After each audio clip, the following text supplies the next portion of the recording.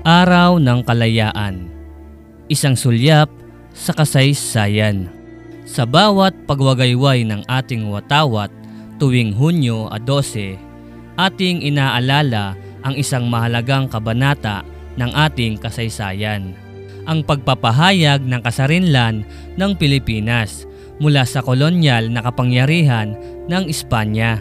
Taong 1898, sa gitna ng himagsikan sa bahay ni General Emilio Aguinaldo sa Kawit, Cavite, itinaas ang bandila ng Pilipinas at unang pagtugtog ng lupang hinirang.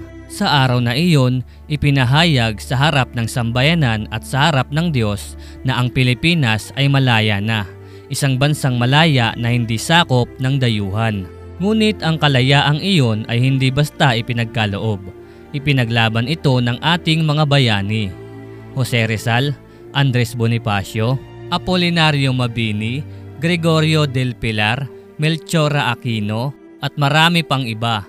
Inalay nila ang kanilang talino, lakas at maging ang kanilang buhay upang maipagtanggol ang dangal ng karapatan ng sambayanang Pilipino.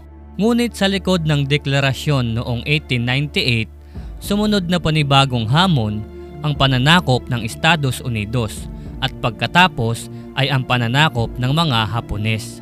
Sa panahon ng ikalawang digmaan, sa kabila ng mga pagsubok na ito, hindi nawalan ng pag-asa ang mga Pilipino. Patuloy tayong tumindig, lumaban at nagkaisa para sa tunay na kalayaan.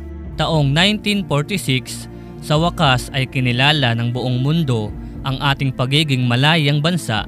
Ngunit piniling gunitain ang Hunyo 12 bilang araw ng kalayaan, hindi lamang bilang araw ng legal na kasarinlan, kundi bilang simbolo ng ating diwang panlaban, pagmamahal sa bayan at tapat na ating kasaysayan. Pagpapahalaga sa kalayaan.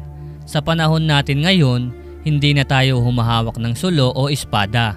Ang ating laban ay laban sa kawalan ng katarungan, kahirapan, katiwalian at kasinungalingan. Ang tunay na pagpapahalaga sa kalayaan ay hindi lamang sa pag-alaala kundi sa pamumuhay bilang responsableng mamamayan, tapat at makabayan at may malasakit sa kapwa. Ang araw ng kalayaan ay pag-alaala. Ang ating kasarinlan ay bunga ng dugo at sakripisyo. At sa bawat paglipas ng taon, tungkulin nating panatiliing buhay ang diwa ng kabayanihan sa salita, sa gawa at sa bawat puso ng Pilipino. Mabuhay ang araw ng kalayaan.